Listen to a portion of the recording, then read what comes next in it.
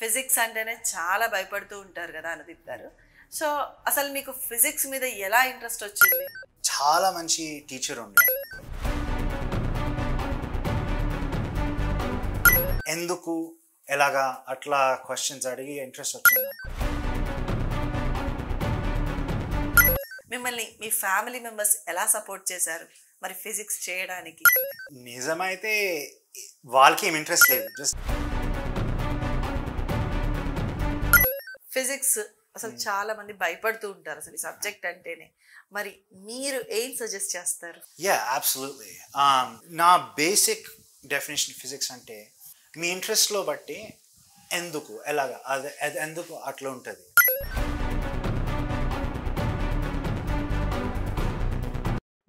Hi, hello, నమస్తే. నేను మీ Lakshmi. Lucky Sudev welcomes you.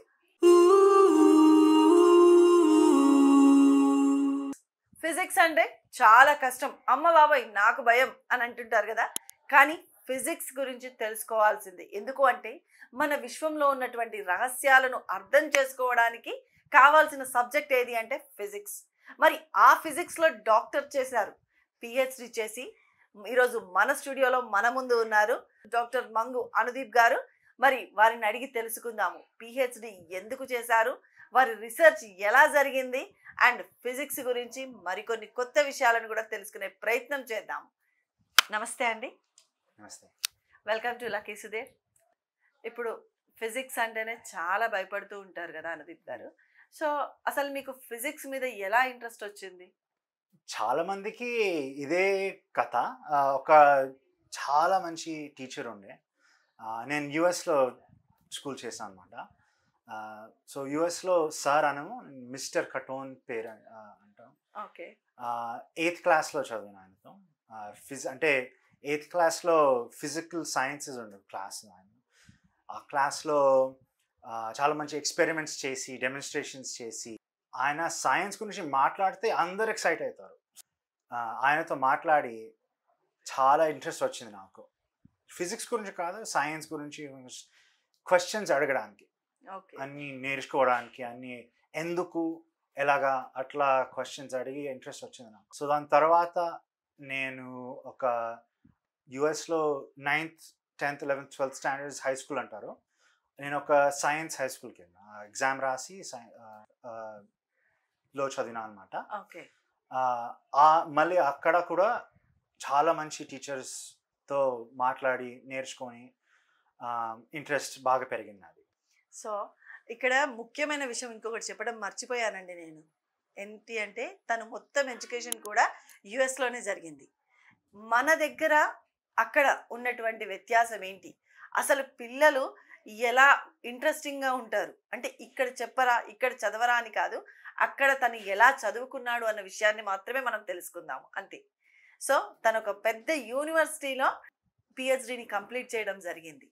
అసలు తను ఫిజిక్స్ చేస్తా అంటే వాళ్ళ ఫ్యామిలీ మెంబర్స్ ఎలా సపోర్ట్ చేశారు ఏంటి అనేది అడుగుదాం. మిమ్మల్ని మీ ఫ్యామిలీ మెంబర్స్ ఎలా సపోర్ట్ చేశారు మరి ఫిజిక్స్ చేయడానికి? నిజమైతే వాళ్ళకి ఏం ఇంట్రెస్ట్ లేదు. జస్ట్ ఏదైనా చదువు అంటే చదువు బాగా చేయాలి అంతే. మా అమ్మ నాన్న కంటే ఇంట్రెస్ట్లోనే అది చదవాలని వాళ్ళు కన్సర్న్ అనమాట. నీకు ఇష్టం ఉన్నది చదువు అని చెప్పేవాళ్ళ?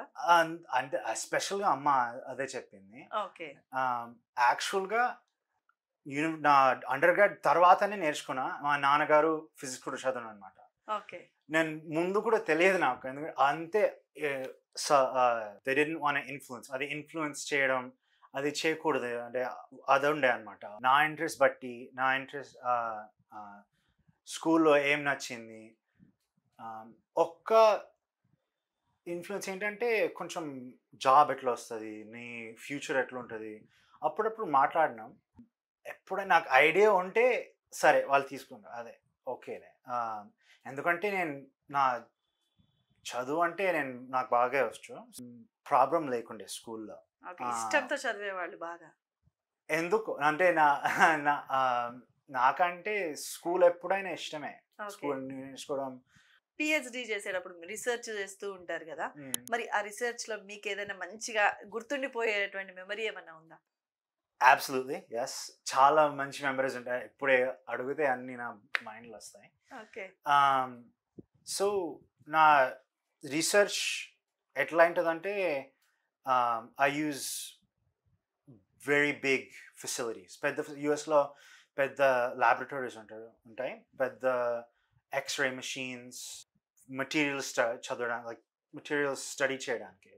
ఏమవుతుందంటే ప్రపోజల్ రాయాలి, సబ్మిట్ చేయాలి ఆ పెద్ద ఫెసిలిటీకి. వాళ్ళు ఎవాల్యుయేట్ చేసి మార్క్స్ ఇస్తారు, ర్యాంక్ చేసి టాప్ 10, టాప్ 20, టాప్ 30 ఎక్స్పెరిమెంట్స్కి ఓకే మీకు ఈ వీక్ ఉంటుంది, ఈ వీక్లో మా దగ్గర రండి ఎక్స్పెరిమెంట్ చేయండి, అట్లా ఉంటుంది అనమాట. ఓకే. సో ఆ వీక్లో 24/7 టైం ఉంటుంది అనమాట. అప్పుడే టైం ఎక్స్పెరిమెంట్ ఉంటుంది. దాని తర్వాత ఓకే తీసుకొని కొంచెం డేటా చూసుకొని పేపర్ రాయని అందరితో మాట్లాడి, కానీ ఆ వీక్లో మాత్రం ఆ టైమే ఉంటుంది. వేస్ట్ చేస్తే పోతుంది, ఇంకా ఏం రాదు, మళ్ళీ వేస్ట్ అయింది, పిహెచ్డి అవ్వదు, ఏమవుతుంది. సో చాలా టెన్షన్ అనమాట. సో ఆ దాంట్లో చాలా మెమరీస్ ఉన్నాయి. అది చాక్లెట్స్ తినడం, ఏదైనా చెత్త ఫుడ్ తిన్నాం అండి, ఎందుకంటే ఆ స్ట్రెస్లో కానీ ఆ చాక్లెటే కావాలి కదా, అది మంచి. సో కాఫీ బాగా తాగడం అన్నీ జస్ట్ నా కలీగ్స్తో బాగా మంచి మెమరీస్ ఉన్నాయి. అది కూడా వేరే మెమరీస్ వస్తాయంటే కష్టపడి అన్ని ఎక్స్పెరిమెంట్స్ ఉన్నాయి, కొత్త కొత్త ఎక్స్పెరిమెంట్స్ చేయడం అని ఇంట్రెస్ట్ ఉంది పిహెచ్డీలో అయితే. సో అప్పుడప్పుడు తప్పు అవుతుంది కదా, ఏదో తప్పు చేస్తాం, ఏదో ఎక్విప్మెంట్ పని చేయదు, అవి చాలా బాగా ఫ్రస్ట్రేట్ అవుతుంది. సో ఆ మెమరీస్ కూడా వచ్చు. ఎన్నిసార్లు ట్రై చేసి పని చేయట్లే, ఫైనల్గా అబ్బా ఎగ్జాక్ట్గా చేసి పని చేసింది ఎక్స్పెరిమెంట్. దాని గురించి ఆ ఫీలింగ్ చాలా బాగుంటుంది. ఆ ఫీలింగ్ చాలా పాజిటివ్ మెమరీస్ ఉన్నాయి నాకు. అందుకే అంటే రీసెర్చర్స్ కానీ ఎక్స్పెరిమెంటల్ రీసెర్చర్స్ అడిగితే ఆ ఫీలింగే నచ్చుతుంది మనకి. చాలా కష్టపడి అన్నీ ట్రై చేసి ఏదైనా పగిలిపోతే, పని చేయకపోతే, ఫైనల్గా ఒక్క ఎక్స్పెరిమెంట్ అయితే ఆ ఫీలింగ్ బెస్ట్ ఫీలింగ్ అనమాట. నాకు ఏదైనా ఒక ఎక్స్పెరిమెంట్ గురించి చెప్పగలరా? అంటే జస్ట్ సింపుల్గా మా వ్యూవర్స్, అంటే జస్ట్ ఏదైనా ఒక చిన్న దాని గురించి. If it starts with just leave. నా పిహెచ్డి క్వశ్చన్ ఏంటంటే, in materials are made of atoms. ఆ atoms how they move, how they change. ఎందుకంటే ఆ మెటీరియల్స్లో ఆటమ్స్ ఎక్కడున్నాయి, ఎట్లున్నాయి, ఏం ఆటమ్స్ ఉన్నాయి, చాలా ఇంపార్టెంట్ అనమాట తెలవడానికి. మన టెక్నాలజీలో ఎట్లా పనిచేస్తుందో అట్లా క్వశ్చన్స్ మెటీరియల్స్ గురించి చాలా ఇంపార్టెంట్ అనమాట. సో నా పిహెచ్డిలో ఆ ఆటమ్స్ ఎందుకు చేంజ్ అవుతాయి, like why do they move, why do they change, how do the materials change, that's kind of how. So we చాలా different experiments చేసాం kind of with that in mind. We always used lasers. Lasers were always our primary tool, and it was a lot of fun. And specific experiment, the blank item, the block item, but yeah. So every experiment became a good memory. Yes, absolutely. And especially our colleagues though, and teachers though, చాలా మంచి memories ఉన్నాయి. మీరు అంటే +2 వరకు schooling అంతా ఉంది కదా, after that ఎలా మూవ్ అయ్యారు అంటే ఇట్లా? సో 12th తర్వాత అంటే యుఎస్లో ఏంటంటే +2 అట్లా ఉండదు, 12th వరకు ఉంటుంది. సో 12th తర్వాతనే నేను అండర్ గ్రాడ్ చేసిన. Undergrad university of Illinois at Urbana Champaign, physics, engineering physics పేరు అనమాట. అప్పుడు 4 years అనమాట, 4-year డిగ్రీ. దాంట్లో ల్యాబొరేటరీస్లో పనిచేసాను అనమాట. ఇంటర్న్షిప్స్ అండ్ వర్క్ ఎక్స్పీరియన్స్ చేస్తాను. ఆబ్వియస్లీ నేను క్లాస్లో చదువుకున్నాను, అండ్ దెన్ తోటి నేను ఈ ల్యాబ్స్లో పనిచేసాను అనమాట. మై ఫస్ట్ ల్యాబ్ ఎక్స్పీరియన్స్ జపాన్లో under a wonderful professor named Kyushu University, and my second experience was under Dr. Connie Chang, the Berkeley law, University of California, Berkeley. Okay. And inkoka experience na Professor Gaurav Bahl in professor. So ఆ 3 experiences తో research ఎట్లుందో నాకు తెలిసింది. ఆ ప్రొఫెసర్స్తో నేర్చుకున్నా and also ఆ professor స్టూడెంట్స్తో నేర్చుకున్నా అంటే వాళ్ళ ప్రొఫెసర్ ల్యాబ్లో వేరే స్టూడెంట్స్ ఉంటారు కదా సో వాళ్ళతో మాట్లాడి అడిగి పిహెచ్డి అంటే ఏంటి ఎట్లుంటుంది నా నా ఇంట్రెస్ట్ బాగా పెరిగింది అండ్ దెన్ యాక్చువల్లీ నా డాక్టర్ బేల్ గారు ప్రొఫెసర్ గౌరవ్ బేల్ ఆయననే చెప్పాను అనమాట నాతో ఒకసారి మాట్లాడి నా ల్యాబ్లో మంచి పని చేస్తున్నాం స్టాన్ఫర్డ్లో అడ్మిషన్ వస్తుంది నేను నమ్మలే కానీ ప్రొఫెసర్ అన్నారు కదా సో అప్లికేషన్ రాసి సబ్మిట్ చేస్తాను అనమాట సో అట్లనే జరిగింది నా అండర్ గ్రాడ్ యాక్చువల్గా నా అండర్ గ్రాడ్ ఎక్స్పీరియన్స్ చాలా పాజిటివ్ది ఫ్రెండ్స్ చాలా మంచి ఉన్నారు I made lot of nice friends in the physics department and just overall it was very చదివిన యూనివర్సిటీ స్టాన్ఫోర్డ్ యూనివర్సిటీ చాలా టాప్ యూనివర్సిటీ కదా అవును సో అందులో రావాలి అంటే ఇప్పుడు సాధారణంగా మన ఇండియాలో అయితే అడుగుతారనమాట అంటే అడగటం in the sense they will check the schedule or like that I mean reservations so how it will be in US కొంచెం డెలికేట్గా ఉంది యుఎస్లో కూడా ఎందుకంటే ఒక ఐడియా ఉందన్నమాట ఈ అడ్మిషన్ సిస్టంలో గ్రూప్స్ ఎట్లుంటాయంటే యుఎస్లో రేషియల్ గ్రూప్స్ ఉంటారు కేటగిరీస్ ఏంటంటే జనరల్గా చెప్తా white Americans or non ethnic sometimes they say black Americans or African Americans broadly Hispanic Americans, Asian Americans. So మన ఇండియన్స్ అంటే ఏషియన్ అమెరికన్స్ అంటాం సో ఆ గ్రూప్స్లో they try to incorporate as many groups into the admitted class as possible. Over time, they've expanded to include especially poor people, people without a background of a lot of money. They try to balance, especially engineering and sciences. Men women balance ఉండాలని కానీ ఇవన్నీ ideas ఉంటాయి కానీ exact implementation వేరే ఉంటుంది వేరే వేరే యూనివర్సిటీస్లో and ఒకటి ఏంటంటే ఏ యూనివర్సిటీలో పర్సంటేజ్ ఉండదు అనమాట సో అంటే ఎగ్జాక్ట్ 20% 10% అట్లా చేయకూడదు లాలో కోర్ట్స్ అట్లనే అన్నారనమాట సో నేను కొంచెం డెలిగేట్ ఎందుకుంటున్నా అంటే ఈ మధ్య ఆ ఐడియా చేంజ్ అవుతుంది ఎస్పెషల్గా with the current I'll just say political climate ideas కొంచెం అన్పాపులర్ అయినాయి సో అడ్మిషన్స్ కూడా మార్చుకుంటుంది సో నేర్చుకోవాలన్నమాట ఈ what the priorities of the universities are how the admissions might change and I will admission chala change అవుతుంది ఇంకా for the next 5 years I expect admissions will change a lot నేను అన్ని దాని గురించి expert లేను I just this is నా అంటే experience లో మాట్లాడుతున్నాను అంటే నాకు చిన్న డౌట్ జస్ట్ బ్యాక్గ్రౌండ్ చెక్ చేసి వాళ్ళ యొక్క రేషియో అంటే వాళ్ళ పావర్టీ రేషియోని బట్టి అంటే they are middle class or upper middle class about their salary everything they will check that and they will give the admission అని నేను విన్నాను మరి అలానే జరుగుతుందా లేకపోతే ఐ వుడ్ సే అంత డీటెయిల్ గా చేయరు they normal they do something they call it holistic and ఏదైనా మేమే సబ్మిట్ చేయాలి అన్ని ఇన్ఫర్మేషన్ వాళ్ళు బ్యాక్గ్రౌండ్ చెక్ మేమే సబ్మిట్ చేయాలి ఆ ఇన్ఫర్మేషన్ ఏం సబ్మిట్ చేయాలంటే మామూలు ఎస్పెషల్గా అండర్ గ్రాడ్స్కి ఫ్యామిలీ ఫైనాన్షియల్ ఇన్ఫర్మేషన్ మన పిహెచ్డి అప్పుడు పెద్దవాళ్ళు అయినాం కదా మా బ్యాంక్ అకౌంట్ ఉంటుంది మా ఫైనాన్షియల్ ఇన్ఫర్మేషన్ ఉంటుంది మనదే సో మన పేరెంట్స్ సిచ్యువేషన్ కొంచెం తక్కువ చూస్తారు మన పిహెచ్డి అడ్మిషన్స్లో ఇంకా ఉంటుంది అండ్ సో అన్ని ఇన్ఫర్మేషన్ సబ్మిట్ చేస్తే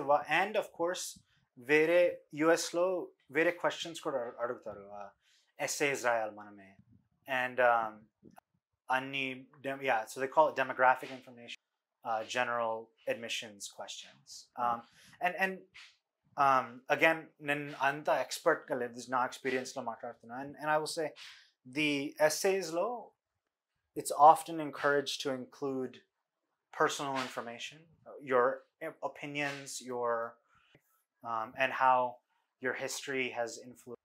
It's not it's influenced with similar ideas as India scheduled casts, I would say, but the groups are different, as well as how it's implemented is strictly regulated by, Okay. and so, and now the political climate is changing.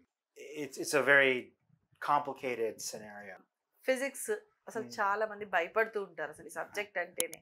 మరి మీరు ఏం suggest చేస్తారు? ఫిజిక్స్ని ఎలా చదివితే బాగుంటుందని, ఎలా నేర్చుకోవచ్చు? ఇటువంటి ఏమైనా సజెషన్స్ ఇవ్వగలరా? Yeah, absolutely.